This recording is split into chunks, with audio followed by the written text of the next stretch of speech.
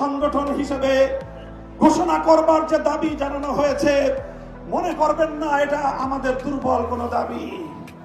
আমরা 2013 সালে ফ্যাসিবাদী আওয়ামী লীগের বুলেটের আঘাতে রক্তাক্ত হয়েছি। 2021 সালে আমাদেরকে হত্যা করেছে, বছরের পর বছর বিনা বিচারে আমাদেরকে কারারুদ্ধ করে রেখেছে। সেই সন্ত্রাসী সংগঠন আওয়ামী লীগকে আবার বাংলাদেশের রাজনীতিতে যদি পুনর্বাসন করবার কোন দুঃস্বপ্ন কেউ দেখেন, তাহলে আমরা পরিষ্কার ভাষায় বলে দেই, তার সঙ্গে আমরা আওয়ামী লীগের চেয়ে ভিন্ন কোন আচরণ করব না।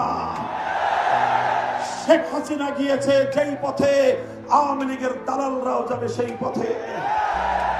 কোন রাজনৈতিক দল অথবা সরকারের মধ্যে ঘাপটি মেরে বসে থাকা ফ্যাসিবাদের কোন দোসর যদি বাংলার রাজনীতিতে এই ফ্যাসিবাদী শক্তিকে পুনর্বাসিত করবার পায়ে তারা চালায়, তাদের সঙ্গে আমরা লড়াই করব ইনশাআল্লাহ।